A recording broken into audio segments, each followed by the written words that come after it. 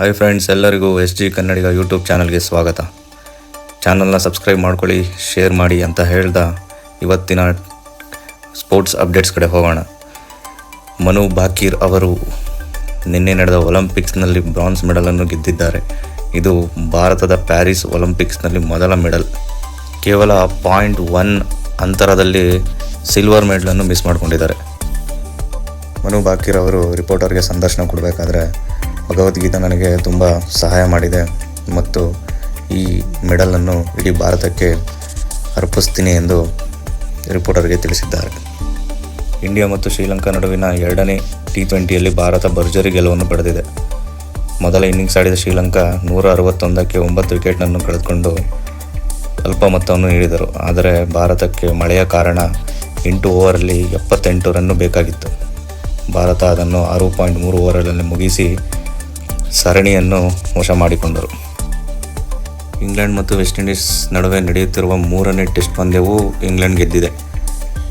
ಇದರ ಜೊತೆಗೆ 3-0 ಅಂತರದಲ್ಲಿ ಇಂಗ್ಲೆಂಡ್ ಈ ಟೆಸ್ಟ್ ಸೀರೀಸನ್ನು ವಶ ಮಾಡಿಕೊಂಡಿದೆ ಮತ್ತು ಅತಿ ಹೆಚ್ಚು ಸ್ವೀಪ್ ಮಾಡಿದ ಕ್ಯಾಪ್ಟನ್ಸ್ ಲಿಸ್ಟ್ನಲ್ಲಿ ಬೆನ್ ಸ್ಟೋಕ್ಸ್ 3ನೇ ಸ್ಥಾನವನ್ನು ಪಡೆಯುತ್ತಾರೆ.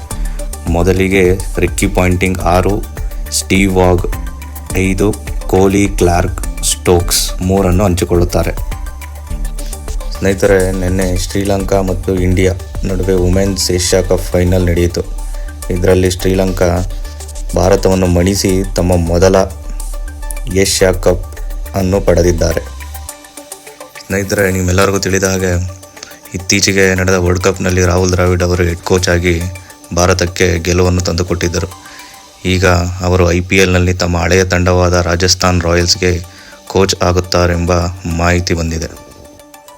MLC ಲೀಗ್ ಫೈನಲ್ನಲ್ಲಿ ಸ್ಟೀವ್ ಸ್ಮಿತ್ ಅವರ ತಂಡ ತಮ್ಮ ಮೊದಲ ಕಪ್ಪನ್ನು ಗೆದ್ದಿದೆ. ಈ ಕಪ್ ಗೆಲ್ಲೋಕೆ ಸ್ಟೀವ್ ಸ್ಮಿತ್ ಅವರ ಅದ್ಭುತ ಆಟ ಕಾರಣವಾಗಿದ್ದು, IPLನಲ್ಲಿ ಸ್ಟೀವ್ ಸ್ಮಿತ್ ಅವರು ಇಲ್ಲದಿದ್ದರೂ ಅವರ ಪ್ರದರ್ಶನದಿಂದ IPL ಫ್ರಾಂಚೈಸಿಗಳಿಗೆ ತಮ್ಮ ಬ್ಯಾಟ್ನಿಂದಲೇ ಉತ್ತರ ನೀಡಿದ್ದಾರೆ. ಸೊ ಫ್ರೆಂಡ್ಸ್, ಇದಾಗಿತ್ತು ಇವತ್ತಿನ ಸ್ಪೋರ್ಟ್ಸ್ ಅಪ್ಡೇಟ್ಸ್. ಪ್ರತಿದಿನ ಮಾಹಿತಿಗೋಸ್ಕರ ಚಾನಲ್ ಅನ್ನು ಸಬ್ಸ್ಕ್ರೈಬ್ ಮಾಡ್ಕೊಳ್ಳಿ.